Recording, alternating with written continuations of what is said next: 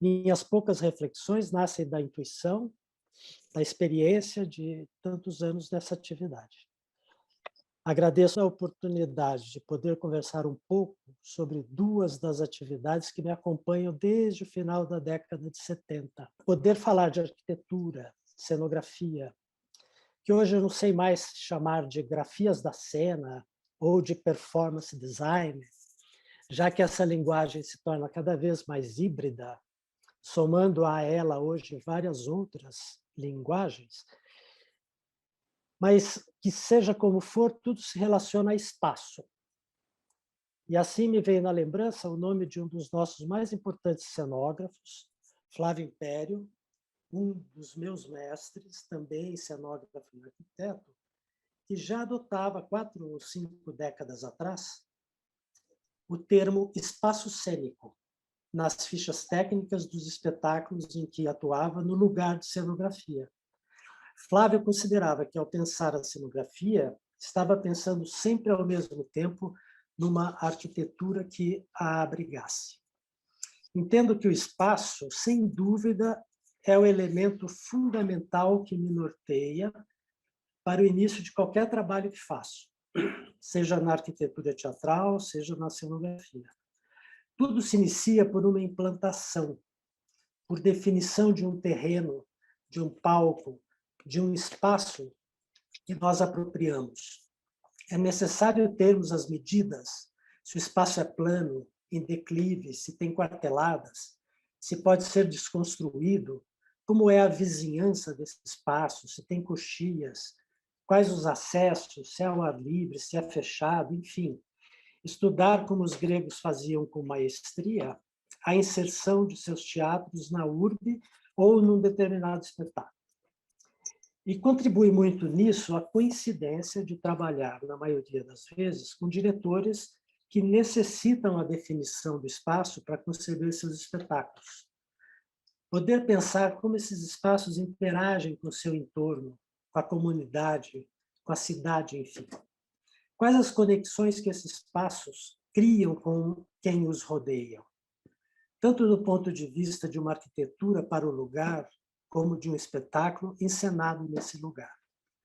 Tanto a arquitetura como os eventos locados nela podem transformar as pessoas, podem transformar um lugar. E para ilustrar, comento logo mais a ação do Teatro dos Sátiros junto à Praça Roosevelt, em São Paulo. Teatro é lugar de encontro, é lugar de troca, de criar relações e intersecções. Devemos respeitar a vontade das pessoas de se encontrarem ali e devemos propiciar a elas essas possibilidades de se encontrar.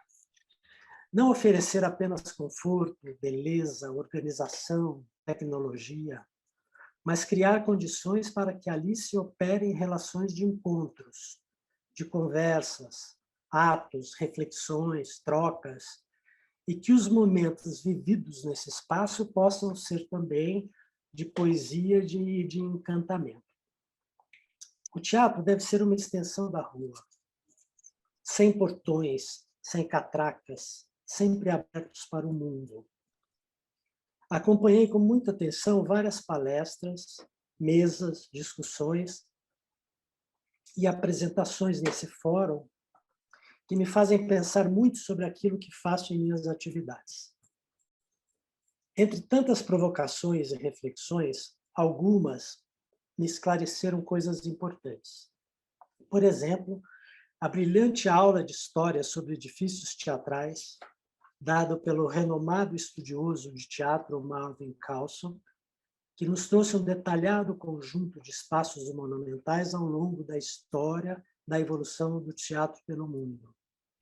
Tive a certeza, a partir de tudo o que ele nos mostrou, por mais importância que tenham, não me dizem respeito do ponto de vista de um teatro que pensamos hoje. Enquanto arquitetura, jamais pensaria num teatro com aquele teatro chinês com formato de um lenço petrificado, agredindo todo o seu entorno.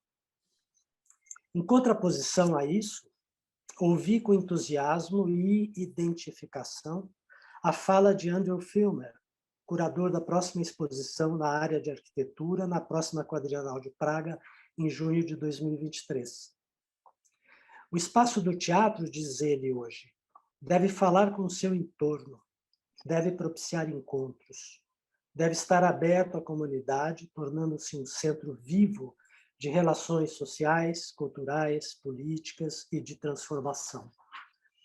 Um lugar que crie conexão entre as pessoas, que seja um espaço para a performance teatral, mas que também seja um espaço para atos de reuniões raras, um espaço de multidisciplinaridade. Quero comentar mais à frente a minha experiência junto à Companhia Ensaio Aberto, do Rio de Janeiro, que vem perseguindo esse caminho há muitas décadas. Me identifiquei também com muitas citações mencionadas da arquiteta e estudiosa do espaço teatral Dorita Hanna, com quem tive o privilégio de conviver em alguns momentos, seja no grupo de jurados da PQ em 2007, ou na Cenofest, espaço mais que instigante projetado por ela nessa PQ, ou seja por acompanhá-la em uma visita a São Paulo, onde se encantou com o Teatro Oficina, ou mesmo trabalhar com ela junto às edições do livro World Stage Design, onde éramos editores adjuntos. Entendo perfeitamente quando ela diz que teatro é espaço/evento, e que nesse espaço, que esse espaço deve ser vivo, transformador e visceral. Li também num texto denominado Teatros de Interferência, escrito por Madalena Kozin-Wozniak, que pergunta como o espaço contemporâneo poderia expressar as ideias do teatro. E que a busca por uma resposta começa com a busca de vínculos entre o teatro e a cultura urbana. Urbanidade do teatro como lugar de construção de vínculos sociais com a comunidade. Que a missão social do teatro deixou de se limitar apenas aos espetáculos teatrais e que elementos integrantes passam a ser outros eventos que possam reunir, acionar e concentrar os habitantes da cidade. Enfim, o assunto é instigante e poderíamos discorrer sobre ele por horas, como já aconteceu por toda a semana.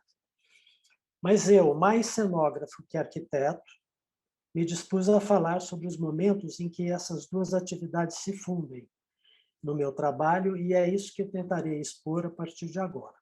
Eu vou, então, compartilhar algumas imagens que podem ilustrar com mais clareza esse meu pensamento. Eu começo por imagens de 3 espaços que muito me instigam e muito me inspiram.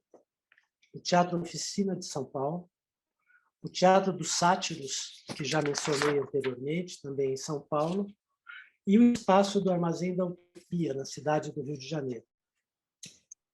Esses, por estarem mais próximos e também estarem diretamente ligados com a minha atuação profissional.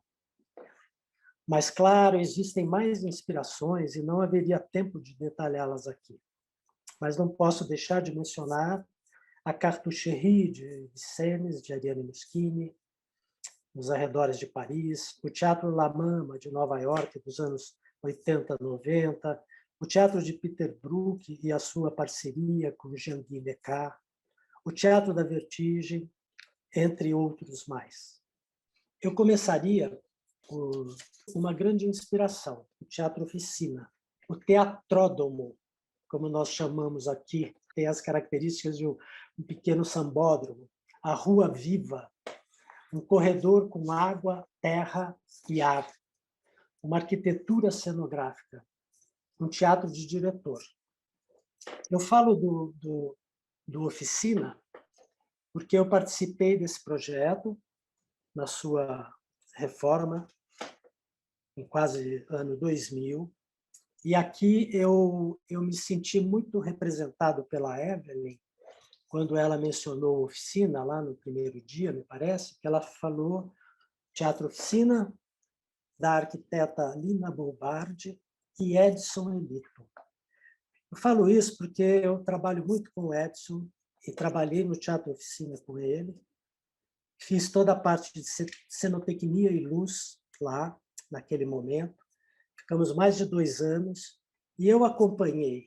Quer dizer, as ideias vieram, e não só da Lina, muito dela, e se a gente pensar só o MASP, o Sesc Pompeia, a gente não precisa mais dizer nada da Lina.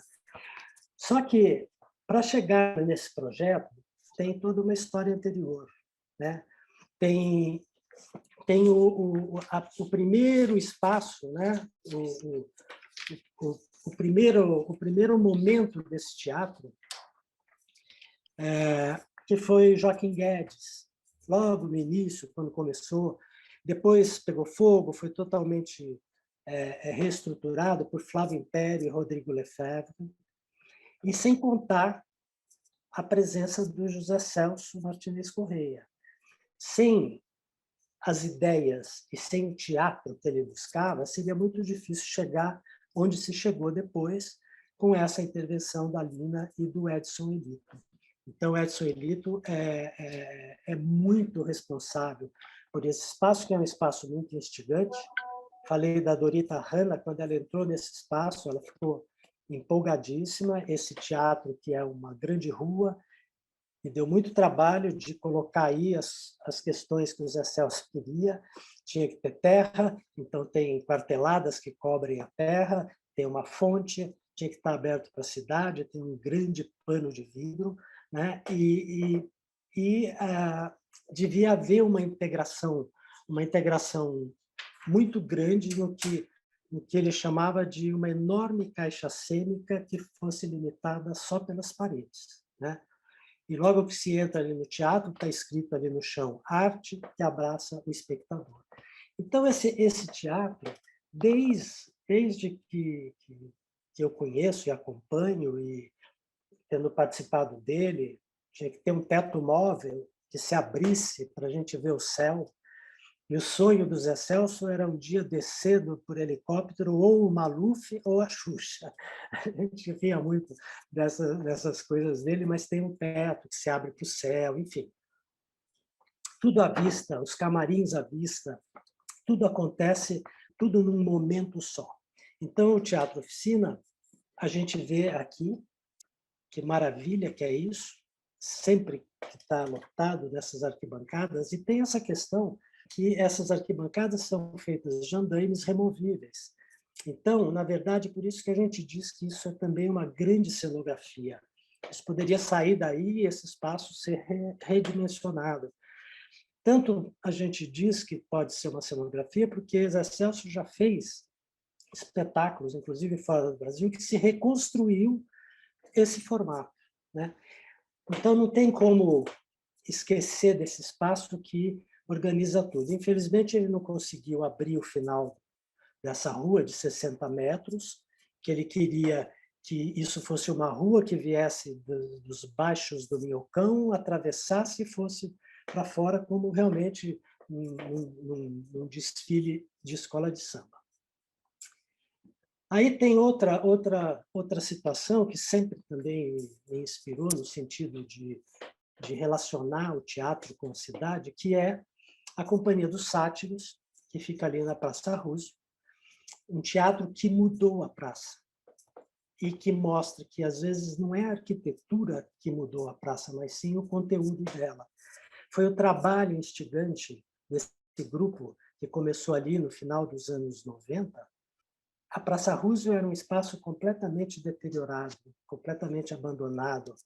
Ele era um grande estacionamento para quase 1000 carros, acompanhado de uma pista que cortava a cidade, e em cima, na verdade, era uma grande laje árida, que nada acontecia, e era ocupada por uma degradação incrível na cidade.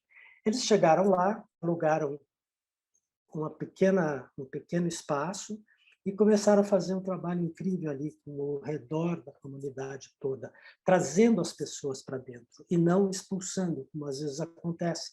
Então, começou a haver toda uma relação e, aos poucos, esse espaço foi se transformando, passou por uma grande reforma, que também foi uma luta deles, e acabou que hoje a gente tem um espaço ali Em frente à Praça Roosevelt, tem 6, 7 pequenos teatros. Temos o Teatro Cultura Artística, que está sendo completamente reconstruído. Temos bares, temos mesas nas calçadas e temos até uma escola de teatro que aconteceu ali em frente, que é a SP Escola de Teatro, uma das nossas sedes é ali, porque é fruto de oficinas que os sátiros faziam na favela Pantanal e que acabou sendo trazido e refeito para acontecer numa escola de teatro, em que a gente tem 8 cursos e prioriza alguns cursos chamados mais técnicos. Eu não gosto disso, mas cenografia e figurino, técnicas de palco, iluminação e sonoplastia. Então, esse teatro, essa praça, nos anos 70, era uma coisa completamente abandonada. Foi passando, esse era o estado da praça, né, nesses tempos, com muitos drogados, muitos marginais abandonados aí pela rua. Né? Era um espaço realmente inusável. Né? Daí passou por uma reforma, e desde a praça, enquanto espaço arquitetônico, continuou, mas ela começou a ser muito habitada por pessoas. E aí existe a Satirianas, que é um grande projeto dos sátiros, que já tem há mais de 20 anos, em que são 72 horas ininterruptas de espetáculos que acontecem e que chega a reunir milhares e milhares de pessoas, né, durante todo o tempo. Então, a praça ficou viva, cheio de gente, tudo a partir desse pequeno espaço, que é do Sátiros, que é um teatro de 50 lugares, mas que existe, que faz um trabalho impressionante nessa relação teatro e arquitetura e cidade. E o terceiro espaço, que depois eu vou me ater um pouco mais a ele, é o Armazém da Utopia, no Rio de Janeiro, que é cuidado pelo Grupo Ensaio Aberto, que é um espaço aberto para a comunidade, um espaço vivo, uma verdadeira usina de ações. Eu não consigo acompanhar o ritmo daquele grupo. É impressionante. É evento, é aula, é oficina, é espetáculo, é palestra, é tanta coisa. Eles não param um minuto. E dá ao armazém o verdadeiro sentido de um espaço para o teatro dentro de uma cidade. Um espaço vivíssimo, que produz, né, o tempo todo. Afora que é um espaço que é impressionantemente lindo. Né? São 3.000 metros quadrados. Esse armazém, que é o armazém principal, que aquela porta de fundo dá para um segundo armazém menor, que a gente chama de anexo, e esse espaço, ele, a cada evento, ele toma uma proporção. E eu tenho feito aí já 7, 8 espetáculos, estamos preparando novos espetáculos, e é um espaço que, depois que eu saí do Antunes, com quem eu vivia uma parceria muito próxima, tal, meu grande parceiro hoje é o Luiz Fernando Lobo, que é o diretor desse instituto e é o diretor que produz, a companhia que produz esses espetáculos. E a gente tem uma identificação muito grande, porque já há mais de 15 anos encontrei o Luiz num seminário de memória em Póvoa de Lanhoso, em Portugal, e ele me falou da intenção de ter um espaço. E a partir de lá, isso já faz 20 anos, a gente começou uma batalha muito grande, visitei 5, 6 lugares do Rio de Janeiro, cada ano era um lugar, ia sair, não ia sair, tal, até que eles conseguiram esse espaço com muita luta, e hoje ele está prestes a receber uma restauração completa, e o espaço do anexo deve virar o grande centro da companhia, com uma série de atividades. Eu vou mostrar no fim as ideias do projeto, pelo menos.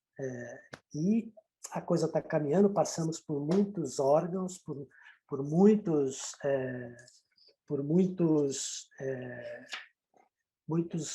órgãos que cuidam da memória, né? Estamos tomando todo o cuidado para que a gente não descaracterize em nada um espaço tão bonito como esse, né? Aqui uma outra imagem dessa nave central. Entre pilares, a gente tem 11 metros, então ele tem 33 por 100. Haja espaço para ocupar, né? Mas trabalhar a relação espaço e cenografia é uma inquietação minha antiga. Eu tenho aqui uma meia dúzia de exemplos, que eu vou também colocar para a gente conversar, que são espetáculos que, se não tinha essa relação direta do exterior ou de um espaço de apropriação, eu tentava, dentro do próprio espaço, ou dentro da própria cenografia, fosse mesmo no teatro de palco italiano, eu abria a cenografia para o todo daquele palco, né? Então, eu tenho aqui alguns exemplos. Esse é um dos meus primeiros cenários, em Rio Preto, São José do Rio Preto, que é o Zoo Story, do Albi. A gente já era bem pretensioso, com 20 anos, né, para montar um Albi, nunca tinha ouvido falar, né? E ele, o que tem de interessante é que essa cenografia, dirigida pelo Romildo Santana, a gente fez na construção do Teatro Municipal de Rio Preto. Fora do teatro, ali nos andaimes, pegando restos de madeira e se apropriando daquele lugar para fazer o espetáculo. Então, bem no início, foi, acho que, a minha segunda cenografia. Eu não tinha ideia, mas já tinha aí uma coisa que me instigava, que era de trabalhar também fora do teatro. Então, desde lá, isso é comecinho dos anos 70, né? Faz muito tempo, eu já tinha um pouco isso por trás, né? Aqui tem um outro espetáculo, essa é a maquete da Gaivota, do Chekhov, espetáculo feito no porão do Centro Cultural São Paulo, aqui em São Paulo. Era um espaço, no porão, 3.000 metros quadrados, com lajes abandonadas, com as colunas expostas, com muita coisa jogada lá, carteiras de escolas, mesas, restos, tubos de ar-condicionado. Eu, direção do Chico Medeiros, logo que a gente entrou lá, a gente conversamos, a gente precisa fazer esse espetáculo usando esse espaço inteiro. Então, tinha muito lixo, eu embrulhei o lixo, fiz pacotes amarrados à la Cristo, né? Criei uma área de ação e todo um terreno que foi ocupado por galhos secos, foram 5 ou 6 caminhões de galhos, em que eu reorganizava as colunas todas, e os personagens caminhavam pelo espaço, vinham lá do fundo. Enfim, era uma maneira de não criar um espaço fechado, com panos, com rotundas, e fazer o espetáculo ali confinado. A gente queria que tudo isso tivesse à vista, né, do público. Então, aqui tem algumas imagens dos caminhos, né, por onde os personagens vinham. O público entrava também por uma dessas ruas, caminhava por esse terreno para chegar na área de ação. Peguei as lajes todas, arrumei umas empilhadeiras, ficamos 3 dias removendo essas lajes e fazendo os nossos palcos, as nossas mesas de bilhar, o espaço da encenação propriamente dito, foram com essas lajes que estavam lá empilhadas e que eu acabei reorganizando. Aqui tem uma outra foto. Então, tinha muita profundidade a cenografia, né? Porque nada era escondido do público. Esse é o segundo espetáculo que eu fiz lá, uns 3 anos depois, que é a Barca dos Mortos, para Miller, com o mesmo conceito. Tinha uma área determinada onde a peça acontecia mais na sua totalidade, que era essa arena, para 200 lugares, e o resto era uma ocupação desse lugar com lixo, basicamente lixo.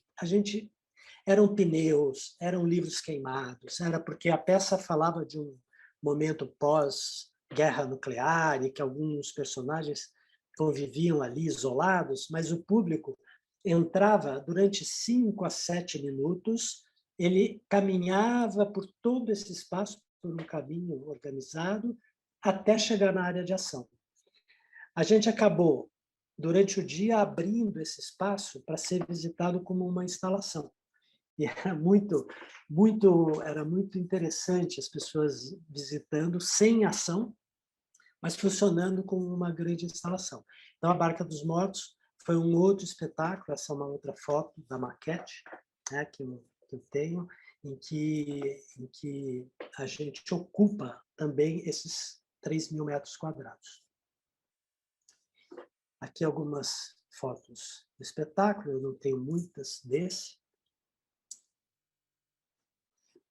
Aqui um caso que tem uma relação pequena, mas tem, que foi a Ópera dos Três Vinténs, um espetáculo que eu fiz no Guairinha, em Curitiba, em que a gente tinha, em alguns momentos, chegava na área, nesse galpão, né, feito todo em ferro e madeira e tal, quando traziam as coisas coletadas da cidade e tudo. E o teatro tinha essa porta de correr, à direita, que tem ali, que dava para a marcenaria do Guairinha e para todo um depósito que chegava lá na rua, né? Então, conversamos e, por 3, 4 vezes, chegava uma caminhonete trazendo as coisas, essa porta se abria, a gente via chegar da rua com o farol aceso, invadia o palco e participava da cena. E a gente, então, tinha essa relação de dentro do palco, que é um palco italiano, para fora dele, na área da marcenaria.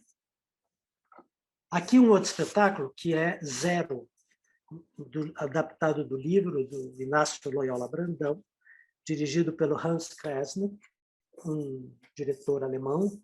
Isso é teatro-dança, e foi no Teatro Municipal. E o livro, o texto, fala muito da degradação da cidade grande, e tal, do abandono, não sei o quê. E eu fiz uma cenografia que tem um prédio ao fundo, que é o que a gente já vista quando via o Teatro Municipal. Ele foi demolido, o edifício São Vito, completamente degradado. Então, ele tem 10 metros de altura, esse espaço do fundo, com passarelas que os atores ocupavam. E eu conversei com o Kresnik e falei, bom, não dá para um espetáculo em que o público entra com 2 técnicos operando britadeiras, um barulho ensurdecedor, de eu deixar isso numa caixa preta cênica.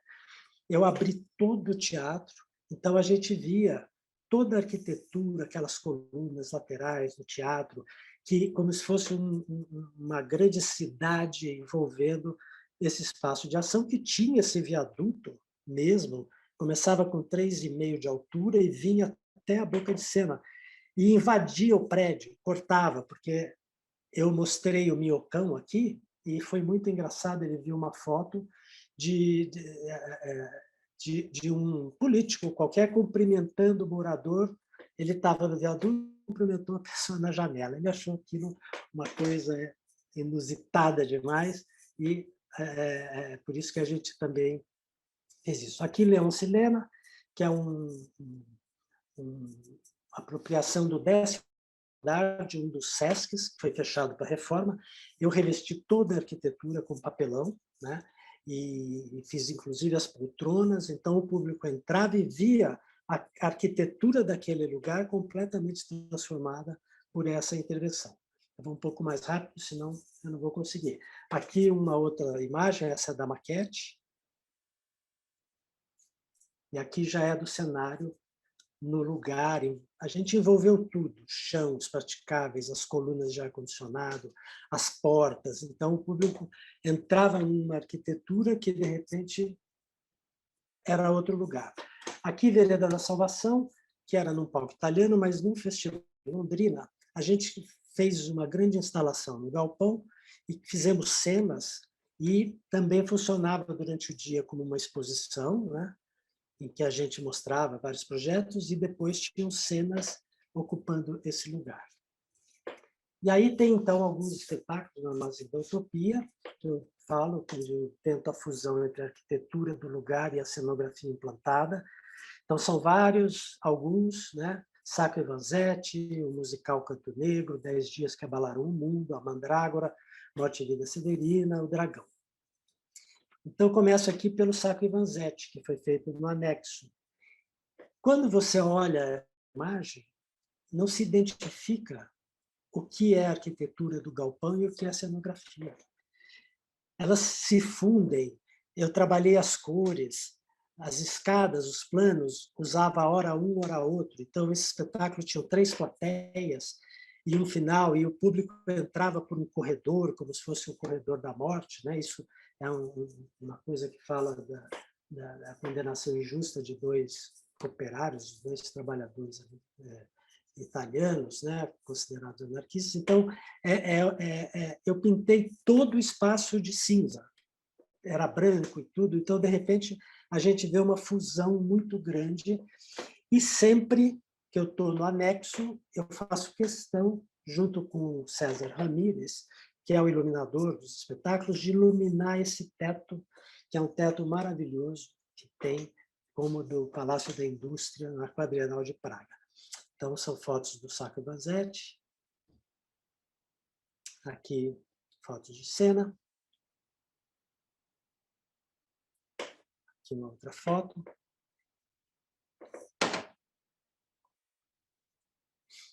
Aqui, Canto Negro, foi um espetáculo musical em que o público ocupava todo o espaço, a gente deixava tudo à vista, né? E criava um espaço para a banda, um espaço de ação, mas também revelando todo o espaço, esse no Armazém 6, não no anexo.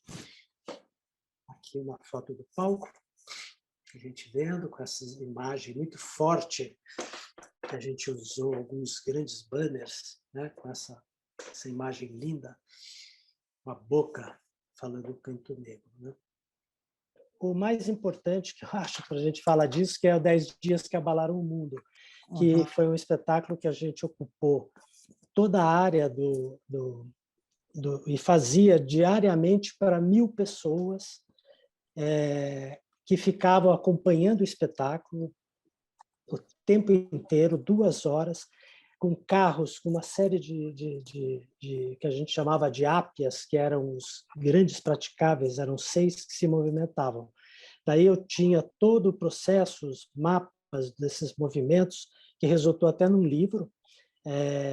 E eram 15 momentos, 15 mapas que eu preparei com o Luiz Fernando Lobo, com o elenco, com os atores. Também o Morte e Vida Severina, que foi uma outra cenografia que ocupou o anexo, e também a Mandrágora. Cada espetáculo tem uma conformação diferente. Cada espetáculo a gente trabalha a relação público-espetáculo de forma diferente, seja em arena, seja em corredor, seja o público caminhando, né? E infelizmente, eu tive esse problema porque as imagens é que contam, na verdade, né? Então, esse trabalho com o armazém, né, que é a casa da Companhia Ensaio Aberto, desde 2009, tem uma arquitetura singular, marcada pela estrutura original em ação e pelas paredes de tijolo à parede.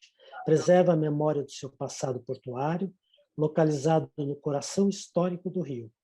O armazém centenário de 5.000 metros quadrados é um espaço múltiplo e dinâmico que cedia eventos culturais de grande porte. Seu espaço é multidisciplinar para democratizar o acesso, promover a inclusão social e a formação do cidadão.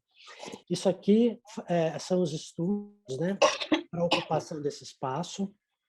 Aqui, croquis dos elementos todos. Todo o projeto tem um desenvolvimento de pelo menos quase 1 ano que a gente trabalha. Isso é uma foto da maquete, com a área do foyer, que era toda de festa, né, para comemorar os 100 anos da Revolução. Os mapas são esses. Cada cena tinha todo o trançado do movimento que vem para cá, vai para lá, para onde o público entra, por onde sai e tudo. Aqui são algumas cenas do espetáculo. Era uma grande rua de Leningrado, né? Que pintamos 80 metros de pedras, e as laterais todas vermelhas, e o público participava desse movimento nas ruas. Esse era o foyer. Isso tem uma coisa, a gente sempre prepara a recepção do público num espaço, né, de transição entre a rua e o lugar de ação. Esse é a Mandrágora, essa é a cenografia da Mandrágora, no anexo também, tudo à mostra. Aqui, foto da área de cena. Aqui a gente terminando. Aqui, Morte e Vida Severina também, que o espaço do anexo fica todo à vista. Trabalhamos com projeções, construindo. E O Dragão, que foi um espetáculo também que eu ocupei todo o espaço, baseado em Chagall. Então, eram 4 carros que se movimentavam o tempo todo, com um final que se aproximava. Então, aqui são fotos da maquete, desses carros, que eram divididos em 2, que às vezes se ajuntavam num só ao fundo. Tinha toda uma coisa do exterior, de mata, de floresta, que eram feito com esses fios, né? Aqui a gente tem um momento da peça. Tudo isso ficava à vista, com planos, com muita... Aqui uma outra foto de maquete. Aqui era o início do espetáculo.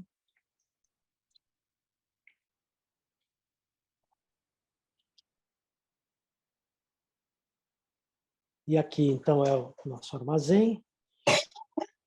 Aqui é a parte que dá para o mar, que a gente quer tirar esse alambrado aí. E aqui já é o mar, né, do lado esquerdo. Essa é a planta do armazém, que tem 110 por 33. E aqui é o anexo, em que tem uma implantação básica, só para vocês verem do projeto. Eu criei 2 ruas que ligam o passeio com o deck que a gente vai ter do mar. Então, essa rua 1 ficará aberta. O público pode entrar, ela é separada do restante, e ele pode usar o bar, lanchonete, as cadeiras que terão aqui no deck para sentar. Então, como se a gente, do passeio, encontrasse 2 ruas possíveis de entrar. Essa área toda à esquerda é um found space, com essa arquibancada retrátil que se recolhe, e a gente também trabalha, faz o que quiser desse espaço em cruz. E, por último, aqui, eu também estou trabalhando no projeto com ação da cidadania, que aí na Gamboa se mudou para esses 2 galpões, com uma área entre os 2 galpões aberta, em que a gente tem horta, a gente tem circo, a gente tem estacionamento, um teatro aberto. O plano de baixo é todo um plano de convivência, de administração, de restaurantes, tem os vagões de trem, e o de cima é onde a gente vai ter também um teatro, um found space, uma área de exposições e tudo. E o que eu quis fazer? Uma arquitetura completamente desmontável, vamos chamar assim, com painéis wall, mantendo todo esse corredor de entorno com 2,5 metros, que a gente deixa o tempo inteiro visíveis todas aquelas janelas, a gente não está mexendo em nada. Nesse aqui, a gente está... Esse não é tombado, o anexo não é tombado, a gente tem algumas interferências, mas esse espaço ele ficará como é. A gente vai ter a restauração externa, a restauração interna, as 12 pontes rolantes serão restauradas, as 9, aliás, e todo o sistema de luz e tudo vai ser restaurado o telhado, mas a gente não criou nenhuma interferência na arquitetura desse lugar, que é completamente desnecessária, né? E aqui tem alguns eventos rápidos que acontecem, exposições, aulas, encontros, feiras, seminários, palestras. e a gente termina com o ensaio de uma escola de samba que ocupava o espaço para fazer os seus ensaios.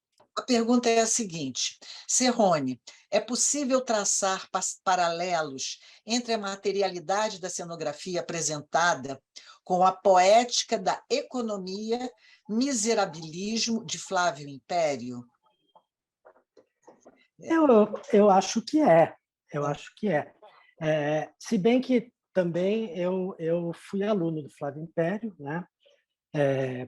3 semestres, FAO, ele seria o meu orientador do trabalho final do TGI, e um ano antes ele foi mandado embora, junto com todo um grupo que via que a faculdade de arquitetura podia se abrir para outros caminhos. E ele acabou não sendo meu orientador, mas eu cheguei a trabalhar com ele, eu cheguei a acompanhar muita coisa, e tinham alguns espetáculos do Flávio, quando ele era cenógrafo de uma produção, né, que ele tinha cenografias memoráveis, mas ele trabalhava muito com os fardos, com os tecidos tensionados, né? E em alguns momentos, eu penso sim. A cenografia, por exemplo, do Dragão, a gente foi atrás de caminhões de galhos secos, pegamos nas ruas, os tecidos todos que tem aquelas cipós, aquelas franjas, aquelas coisas, a gente foi reaproveitando, a gente foi reciclando, foi fazendo, e tem um grande trabalho de pintura e aqueles 4 carros que são construídos. Eu sempre que posso, eu procuro trabalhar com o reaproveitamento de coisas, né? Por exemplo, uma das nossas metas na SP Escola de Teatro, no curso, é isso. As pessoas saem ali pelo Brás pedindo coisas, pedindo tecidos, a gente tem lá um grande acervo, e a ideia é sempre ir trabalhando a ressignificação de elementos que já foram usados. Agora, eu não sei o quanto é possível, né? Depende muito de grupos e grupos que a gente trabalha. Tudo que eu fiz no Antunes, a gente tinha lá o SESC por trás, o Antunes não deixava gastar mais que um tanto, ele falava, a gente não pode explorar para ter sempre, né? Então, mesmo que eu pudesse, a gente tinha ali um limite, e eu tinha realmente condições, um teatro com muito tempo para trabalhar, para ensaiar e tudo. Mas eu tenho feito trabalhos para grupos aí que a gente... Cheguei a fazer uma cenografia do Plínio Marcos, que eu e Laura, minha assistente, a gente saía à noite para catar coisas na rua. A gente tinha R$1.000 para fazer, a gente pegava janelas, cadeiras e retrabalhava. Isso é nosso, do teatro, né? Não é... E tanto que fiz um musical agora aqui, o Breeze, e jurei que nunca mais quero fazer musical. Não sei mais trabalhar com essa coisa, assim, dessa grandiosidade nesse sentido.